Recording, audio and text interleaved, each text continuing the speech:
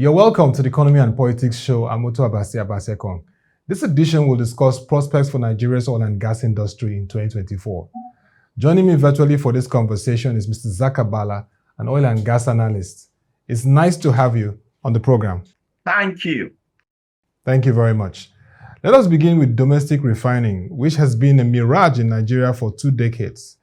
Looking at the private investments from Dangote Petrochemical and prospects from Bua Group, modular refineries like Walter Smith that are beginning to come on stream, and the rehabilitation recently of the Port Harcourt Refining Company by the Nigerian National Petroleum Company. Are you upbeat that we are returning to full gear in domestic refining this year because of the fact that when this happens, it can help boost our crude oil production and even projections for 2024 budgets around 1.5 or to 7 million barrels per day? I mean, that's ambitious, but do you see that prospect? No, the answer is no. And I'm talking to you purely based on my practical experience as a practitioner in the oil and gas industry in the last 3 decades, and still very active in the Nigerian oil and gas industry. Because you were talking about boosting crude oil production, and probably we're trying to talk about taking care of budget deficits.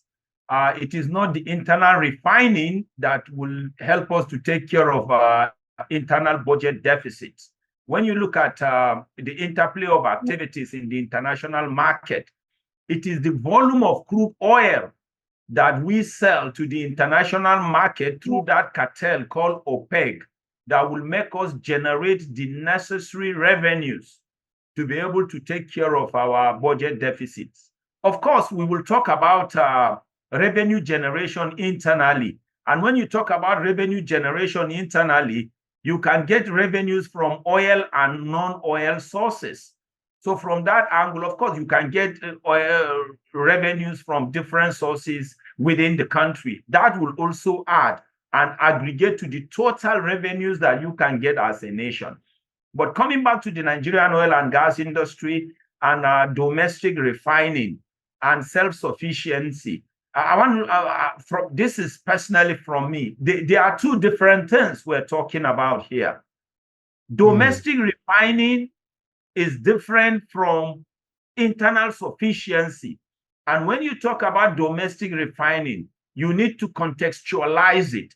Are you talking about domestic refining from state-owned refineries, or you're talking about the aggregate refinery production that we technically call distillates that will come from private refineries and state-owned refineries? Let's look at it from total refining and production of total distillates. When you look at that, look at it from that angle, I can tell you that the total refining that will happen within the country may not necessarily translate into sufficiency in the country. And the reason is this. When you talk about citizens, you have what we call private citizens and we have corporate citizens. All of them are under the government of a given country. It is the duty of the country's government to provide the enabling environment that will make private citizens and corporate citizens to all thrive. And if they all thrive, what they owe their country's government is compliance with their civic responsibilities of being law-abiding, then, of course, paying their taxes and levies. And from that angle, private citizens are supposed to pay taxes from their activities. Corporate citizens now, like the Walter Smith, the Dangotes, the Buas, and their likes, are supposed to also comply with their civic responsibilities of paying taxes, levies, and probably some corporate social responsibilities to their host communities. But there is something I always want people to differentiate. Private organizations are not after the happiness of citizens. They are after profit maximization and cost minimization.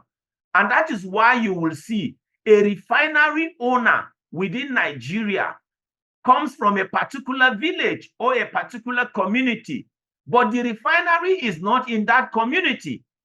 The reason is this. When you talk about private citizens or private corporate bodies like the refinery owners that you mentioned, when they carried out their feasibility studies and they cited their refineries, they didn't cite the refineries in those areas because they love the citizens of those areas. They cited those refineries in those places because based on their feasibility studies, it is in those areas that they will maximize profit and minimize cost.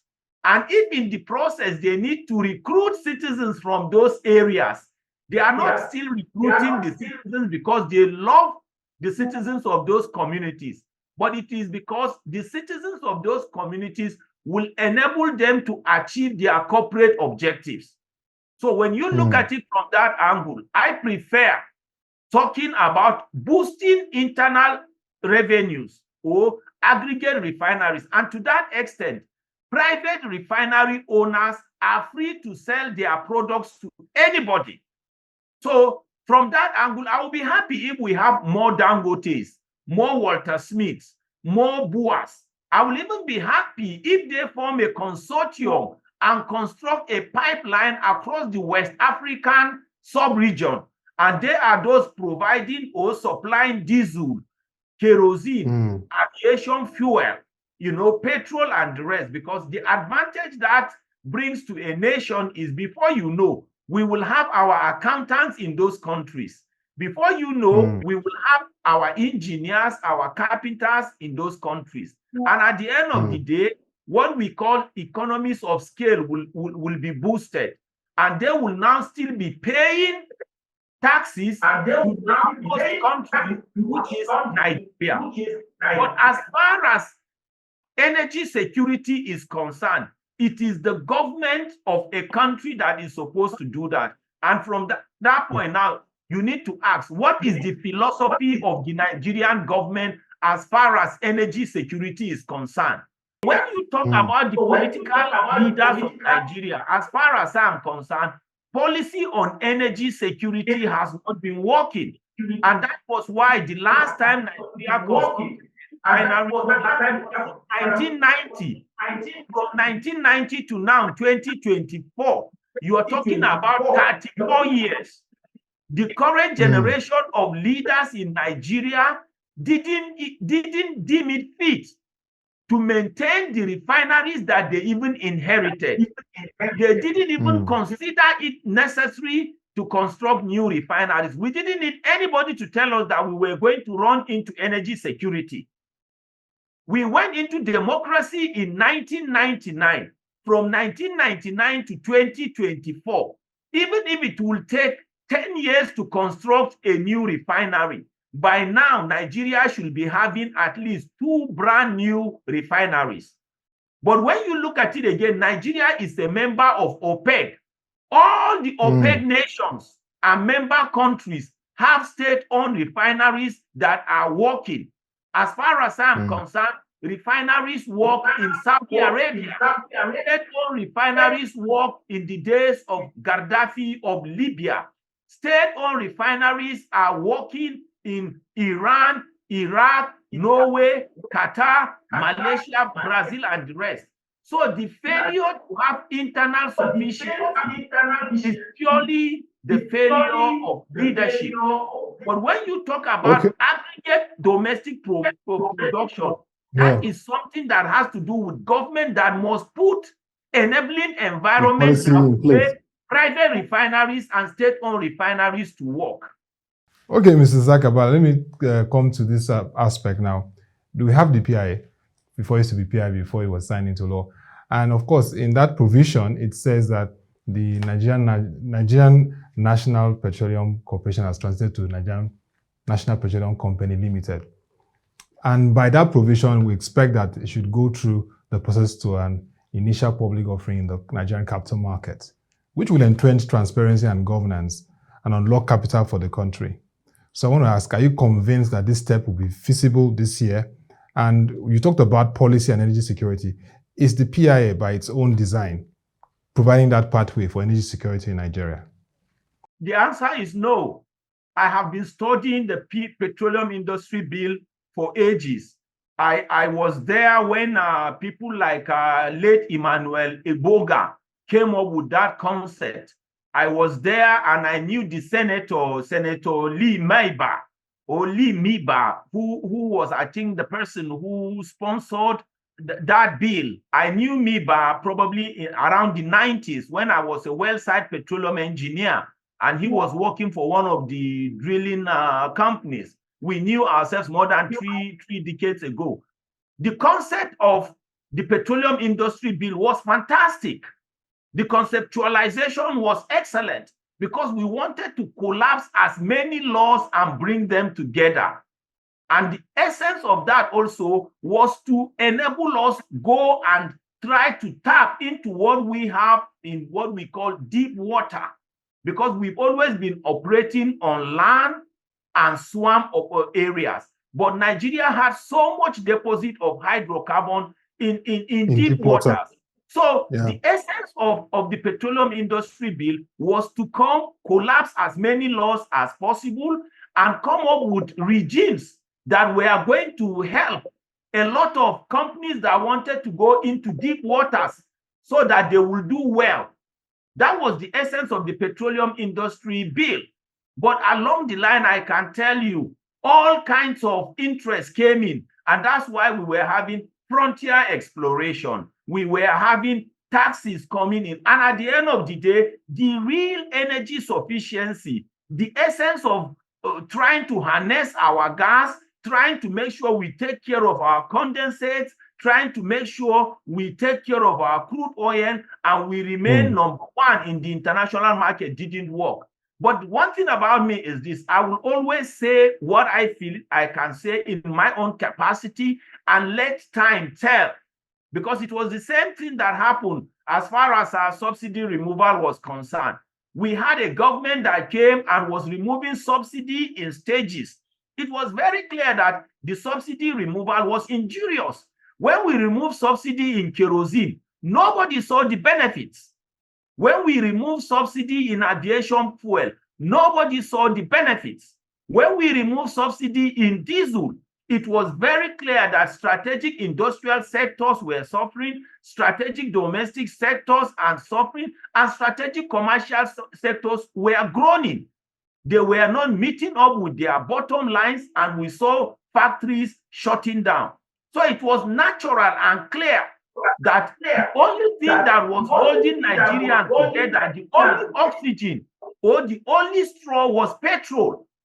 And when some of us gave the advice, it was not done. The next thing we saw was subsidy was removed on petrol or on the prices of petrol. And the one that I can quote me that I said it, that was satanic, was the floating of the Nigerian naira, knowing that we are a completely importing nation and the rest. So as I speak to you right now, the economy of Nigeria is still on the wrong track. What we need to do is to come back and recalibrate. And one thing I can tell you is this: what is happening with the governance and the management of Nigerian economy now practically shows that Nigeria is a rich country, but Nigeria is poorly managed. And because Nigeria is poorly managed, it does not matter the volume of natural resources that we have, the volume of even human resources. If leadership management is faulty, something will go wrong. Because as I speak to you right now, you're talking about a country that has more than 100 universities. We have more than 100 polytechnics. But basic refining of crude oil, that is basic chemistry, is difficult. And one thing about it is this: opportunities, when you think you are a great country, it will only create opportunities for you. But what will keep you at the top is integrity. Integrity will earn you trust. Nigerian leaders are not trusted. Nigerian practitioners are not trusted. So when you are going for IPO, don't forget that they know that corruption is something that is very strong in Nigeria. They know that insecurity and business climate hostilities are harsh in Nigeria. So what I just want to advise is, let us be careful so that we do not embark on what I technically describe as business jamboree and business travels, and business hospitality. But at the end of the day, in terms of tangible success, Nigeria will achieve zero. We just have to be careful. As far as I'm concerned, all the things that we are going to do about the IPO, if we don't take care of our internal domestication, if we don't show that we are a country that can achieve it, investors will not come in. If you are going out for IPO, all potential investors will first of all check how you are doing. That is what will make your stock or your shares to be attractive.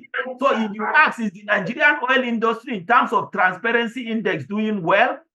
What is happening to the vandalism? There is no vandalism in Saudi Arabia. In the days of Gaddafi, no vandalism in Norway, no vandalism in Libya.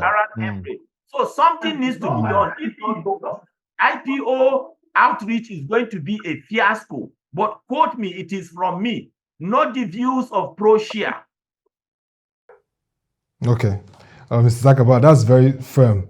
We need transparency, we need proper governance, and this has been the recurring conversation in the oil and gas industry for over 3 decades, which of course you've been there. But let's look at the stories of divestment. It's good that in the news, even when we publish on ProShare, we try to clarify those major oil and gas companies are actually divesting, some of them from onshore business, not like they're leaving the country, exiting. Are you concerned about this? Some of the oil majors, some of them from Scandinavia have sold off their investments to Nigerian groups. And of course, one of the major ones, Shell, also sold off its onshore business to another consortium. Do you see Nigeria as that same attractive destination for future oil and gas investment projects? What must be done in this critical time? Because we are still known as an oil and gas nation, and that's a major way of gaining revenue, still attracting foreign exchange inflows, and achieving economic stability. Quote me with the responses I'm going to give you to this answer, and let's allow time to create the necessary gestation to confirm whether I will be right or I will be wrong. There is nothing wrong in being wrong. I will continue to learn, but I want to tell you that I'm likely to be right. The only reason why multinationals are leaving Nigeria is because they have been suffering from business climate hostilities. But they decided that they wanted to say they are divesting, looking into other areas. Quote me that I said they are technically running away from Nigeria from business climate hostilities. Because as I speak to you right now, if it were not for the hostilities, it's cheaper to drill on land. It's cheaper to produce from swamp location, because you are talking about areas where the real depth is not so much. It is not as risky as deep waters, but there is so much hostilities from the community. There is so much criminality going on. There is so much vandalization and destruction of their facilities. As I speak to you now, there is a multinational company that drilled less than 5 wells last year. But that same company is in East Africa planning to drill 500 wells or 450 wells in 5 years.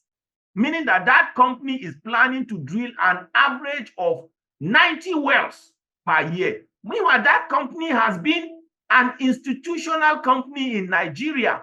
Nigeria has more crude oil and more gas than that country in East Africa. So by the time you carry out the analysis, they are only using that word divestment, but they are actually technically running away from business climate hostilities. And based on that, I will strongly advise that the Nigerian government should do something about insecurity. Nigerian government should do something about the investment of investors. Anybody who tells you that the world is not watching, that person doesn't know. As I speak to you now, my interview with you is already being viewed across the globe. That is how easy it is to know that people's investment are being stolen, people's assets or investors' assets are being stripped. It is in the interest of Nigeria, and I've always said Nigeria has produced an OPEC Secretary General. Nigeria has produced an OPEC president. Nigeria has been a member of that strong cartel called OPEC. What do you, when you are in the cartel, you go for advice on how to manage your crude oil. Then Nigeria is a member of Gas Exporting Countries Forum with headquarters in Qatar, Doha. Nigeria should go there on advice on how to manage her gas. Because from natural gas alone, you will get ammonia. From ammonia, you will get urea. From urea, you will get fertilizer and food security. From natural gas alone, you will get gas turbines and generate electricity. So the real summary is Nigerian economy and the oil and gas management is on the wrong track. But it is not too late to retrace our strategy, consult the cartel that we belong to for necessary support and guidance. Thank you very much, Mr. Zakka Bala, Oil and Gas Analyst. 1957 was historic for Nigeria when it discovered crude oil, and it was supposed to be a pivot to our national economic growth and development. But we're still not there yet. But from what you've said, we need transparency, we need that enabling policy for energy security, and we also need to address the business climate so that we do not lose major oil and gas measures who are divesting from the country. Thank you once again, Mr. Zakka Bala, for the time. And we look forward to having further conversations with you when activities like refining will begin to happen and we see the aggregate impact in the economy. Thank you once again. Thank you. To our viewers, if you want to get further insights on this conversation, visit the ProShare website displayed on the screen and follow our social media platforms to engage further on this show. Till we come your way again, enrich yourself with the knowledge of socio-economic developments around you because it is a wise thing to do. I'm Ottoabasi Abasiekong. Thank you for watching and bye for now.